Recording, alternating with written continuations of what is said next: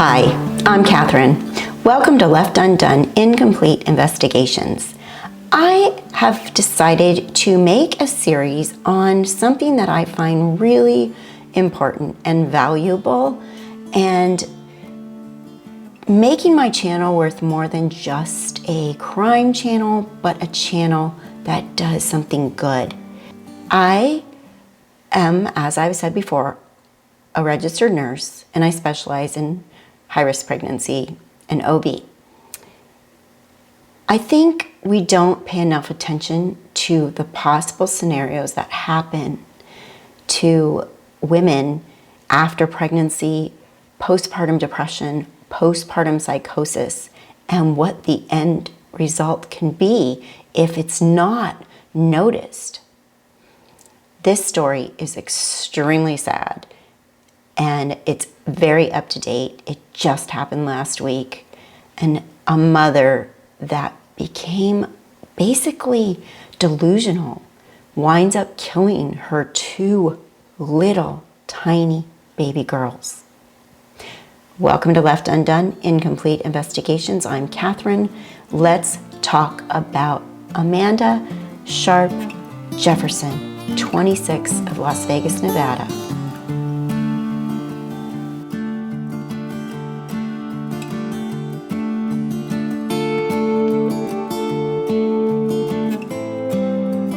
Hi, and welcome back. I'm Catherine. Amanda Sharp Jefferson, 26, of Las Vegas, Nevada, was arrested and charged with 2 counts of murder on this past Friday, November 6th, in connection with the deaths of her 2 infant daughters. Her 1-year-old daughter, Rose Singleton, and 2-month-old baby by the name of Lily were found dead in Amanda's apartment. They were found dead around 12 o'clock noon last Friday, November 6, 2020. The girl's father, Jaquan Singleton, found the precious little girls' bodies stacked on top of each other inside a bassinet type crib or swing. There's some counts called a swing, others a bassinet, on Friday, according to law enforcement. He told the police he asked Amanda why the girls' bodies were stacked on top of each other in the baby swing, in the bassinet, in the corner of the room. And he said she kept shushing him, like, shh, don't. And he was confused. At one point, Amanda told him that the children's organs were worth a lot of money. The couple had been together since 2018, and they hadn't had any issues until recently Amanda started talking about the alter spirit world. Now stick with me on this, because I have a theory which I think is probably correct that we'll go into at the end of me explaining this horrible case to you. When he went to check on the kids, he realized they weren't breathing and their bodies were cold. He told Las Vegas Fox 5 he found them dead in the apartment, and he believed that the mother had drowned them. And she, to law enforcement in the arrest affidavit, claimed she didn't even have any children. And the father told police she was acting strange a few weeks earlier, but seemed fine the night before this happened. He saw her the evening prior to the girls' bodies being discovered and said she was fine. The police in Las Vegas, they arrested Amanda Sharp Jefferson. She's 26 years old, and they did arrest her on 2 counts of murder. Her daughters were 1-year-old Rose and 2-month-old Lily. The apartment is in Las Vegas near Desert Inn Road and Maryland Parkway. Police said they received a 911 call from the father, and his name again is Jaquan Singleton, and they heard him say she drowned them. In the arrest affidavit, actually, it says she asked how much the children's body parts were worth, how much their organs were worth. She was granted a public defender And a bail hearing was scheduled for November 12th. And they did schedule her preliminary hearing for 9 a.m. November 24th. Mother accused of killing her 2 children appeared in court this morning. Clark County prosecutors say 26-year-old Amanda Sharp Jefferson drowned her victims and then denied knowing them. Bianca Holman is following the case.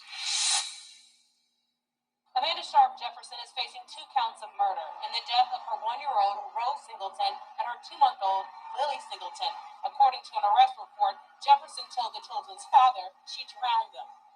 Both girls were discovered by their father, Jaquan Singleton. Singleton told police she was acting strange a few weeks earlier, but seemed fine when he saw her the evening prior. Police say Sharp Jefferson denied having any children and said someone must have put them in her apartment. At first, Sharp Jefferson was not in the courtroom. Her lawyer claimed that there was concerns about the reaction to the allegations. She eventually appeared and said she understood the charges and also understood the next date for her scheduled preliminary hearing. I do not find that the concerns expressed, at least at this juncture, would outweigh the public's right to at least view electronically the arraignment. Sharp Jefferson's lawyer also filed 2 motions. The first is to preserve evidence, the second regarding bail. Sharp Jefferson will return to court on November 24th. Reporting from the Regional Justice Center, Bianca Holman. To back up a minute, Jaquan came home and he wound up saying he put his stuff away, and then he went to check on the kids and he was like, wow, that's weird. They're on top of each other. And he said it didn't hit him right away, but he touched one of them and they were cold. And then he realized that they were most likely dead. First he called his mother and then he called 911. The report says he can be heard asking Amanda, what did you do? And then he can be heard saying, what? And after a brief silence, he tells the 911 operator that she drowned them. He said she kept shushing me. At one point made a statement that the children's organs were worth a lot of money, according to the arrest report. Medical professionals arrived on scene and they did pronounce the babies dead at the scene. As Amanda Sharp Jefferson sits behind bars tonight, accused of murdering her 2 babies, her husband and their father, Jaquan, told me he's just trying to stay positive. Lily. Hi, baby. We had them 11 months apart because we wanted them to be close and just grow together and just live forever. Instead, the lives of 2-month-old Lily and 1-year-old Rose were tragically cut short. Rose was my big juice and Lily was my brown sugar. Jaquan Singleton told me he left them with their mom, Amanda Sharp Jefferson, Thursday night so he could be with his other daughter, Violet, at his grandmother's. I see Rose, I see Amanda, I see Lily. Everything's good. I was like around 7-something. I'm giving them kisses, I give them hugs. I'm like, I'll see y'all tomorrow. That was the last time he saw his 2 youngest daughters alive. When he got back to the apartment around noon on Friday, I see Rose and Lily like over there. He said they were in the living room, laying down. Rose was on top of Lily. Amanda was home. Take this coat off, put it on my bed and stuff. And I'm like, but as I'm doing that, she's like, shh, shh, shh. He said he thought they were asleep until... Feel Lily's head. I'm like, she's kind of cold. After a few minutes of trying to get a response, it clicked, and he confronted Amanda. I'm asking, like, what did you do to my daughter? What did you do to my daughter? And she's like, shh, shh. Jaquan said he called his mom, then called 911. He said Amanda never did. She's super calm, cool, and collective about it. Literally putting her clothes on, nothing, talking about can we sell the organs and stuff. He told me he thinks the girls were drowned. That day when I seen them, I died. I still feel dead. I feel blank, I'm numb. In Amanda's arrest report, it said she told officers she didn't know Jaquan and denied having any children. She was going through a spiritual, a spiritual and soul type of thing where she thought she wasn't in this reality. She was in the spiritual and soul reality. He said the spiritual side all started a few weeks ago. I feel like maybe me not coming back that night got to her. Despite what his wife is accused of. I forgive her, I love her. I have to act like they're still here because the only way I can carry on their legacy is just like, Just stay positive. He told me he, Amanda, Rose, and Lily went everywhere together. If I walk around with anger, hatred, I'm not going to be able to get through this situation. Now he walks alone, without his big juice or brown sugar. Life will never be the same. Jaquan told me he hopes people hear this story and use it as a reminder to check on your friends and family, mental health, and don't brush off red flags. Meanwhile, Amanda is still behind bars tonight. She was denied bail, but she'll be back in court tomorrow. Jaquan told me he'll continue to support her. Reporting live, I'm Kyla Gaylor, Fox 5 News, local Las Vegas. Jaquan, the dad, told the police that everything seemed normal and he was confused about what happened, but he does talk about these red flags that she was talking about the spirit world and him having an affair with a spirit woman or spirit wife. He had left that night and went to spend the night with his grandmother who was caring for his other child. He has a child a little bit older that was living with his grandmother. And he spent the night with that daughter. Her name's Violet. So he returned the next day to Amanda, and this is what he found. He did say, again, their relationship was normal until she started talking about this alter spirit world. Now remember that, because I'm going to make a point about that. That's why I've repeated it a few times. Alter spirit world or spirit wife or cheating with the spirit wife, there's significance to that. Now, after he called 911, Amanda's family also showed up and they were mad. They were angry and they were showing a lot of rage and anger, according to the news reports, at Amanda, because obviously this is a shock and it's scary and you wouldn't imagine that somebody would do this, right? So her family was very upset as well. Police said they took her into custody, drove her to headquarters to question her, as well as to protect her, her safety. In her statement to the police, she denied knowing her significant other, Jaquan Singleton. She also denied having children. And she told the investigators that she lived by herself in her apartment. And she said she woke up on Friday to find 2 children in her living room who appeared to be dead. She told the police she believed the children, their toys, their strollers, were all planted in the apartment by someone. So showing some significant paranoia and delusions, right? I don't have children. Somebody put them here. Somebody put the stuff here. I've been framed, basically. According to police, she did not call for help. Instead, she took a shower. And she described the children as they're of darker skin, and one of the kids to have foam coming out of its mouth. And Amanda noticed that, she said she noticed the children. Amanda said, I noticed the children, but instead of calling the police, she said, I decided to take a shower because, well, I like showers. Investigators are still working on definitively determining the cause of death of both children, though the Lieutenant Ray Spencer of the Las Vegas Metro Police Department said detectives have a very good idea what the cause of injury was for Rose. While it's not known if Amanda suffered from a mental illness, Spencer said he would definitely not rule that out at this point. I believe this is probably an episode of postpartum psychosis. Amanda doesn't have a record of being arrested or anything violent. The court records list only one prior arrest for her. She pleaded no contest in January of 2017 to a misdemeanor destruction of property charge, and that case was later dismissed.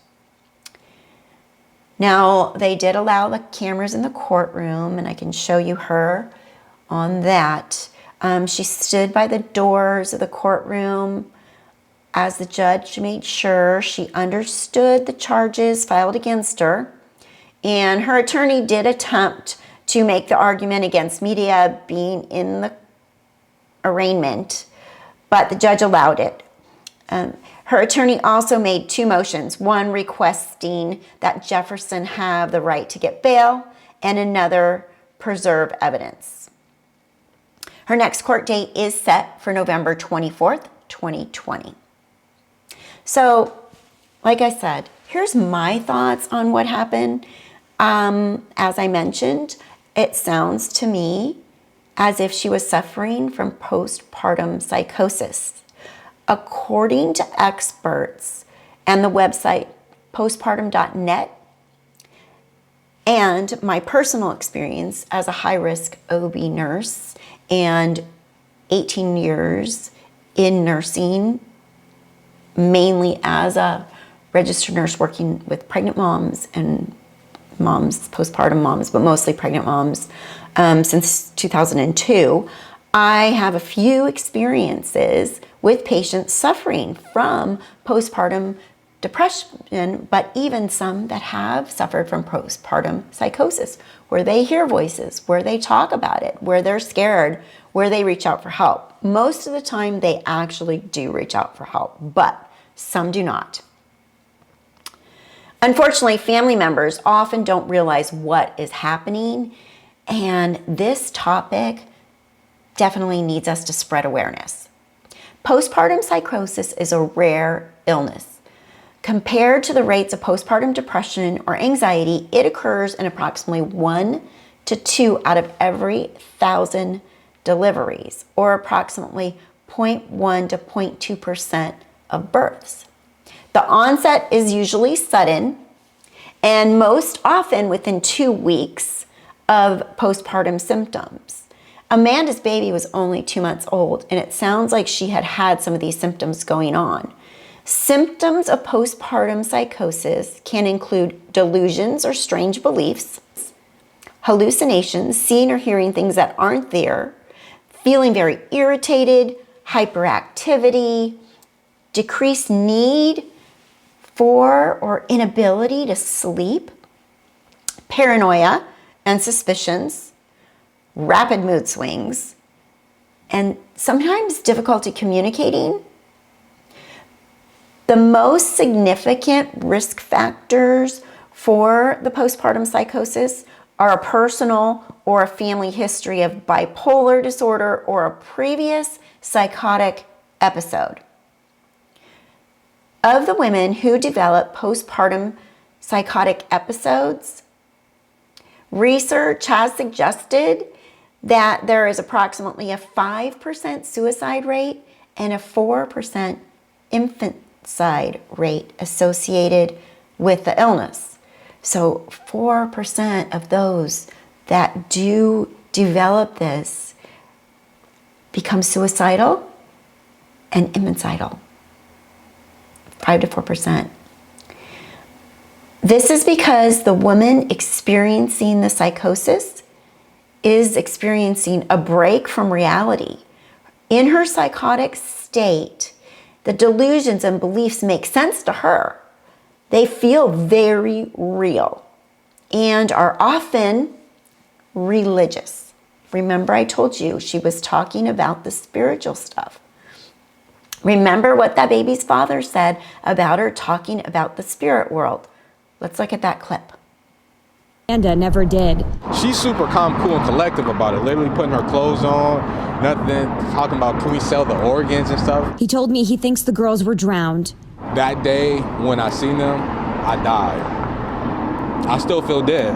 I feel blank, I'm numb. In Amanda's arrest report, it said she told officers she didn't know Jaquan and denied having any children. She was going through a spiritual, a spiritual and soul type of thing, where she thought she wasn't in this reality. She was in the spiritual and soul reality. He said the spiritual side all started a few weeks ago. I feel like maybe me not coming back that night got to her. Despite what his wife is accused of. I forgive her, I love her. I have to act like they're still here because the only way I can carry on their legacy is just just stay positive. He told me immediate treatment for a woman going through psychosis is imperative. It's also important to know that many survivors of postpartum psychosis never had delusions containing violent commands. Remember that. Most of them do not have delusions that they need to become violent, or they're being told to be violent, or to hurt themselves, or to hurt their babies. Most of them do not. But the delusions take many forms, and not all of them are destructive. Most women who experience postpartum psychosis don't harm themselves or anyone else. However, there's always the risk of danger, because psychosis includes delusional thinking and irrational judgment. And this is why women with this illness must be quickly assessed, treated, and carefully monitored by trained healthcare perinatal mental health professional. Postpartum psychosis is temporary and it is treatable with professional help. But it's an emergency.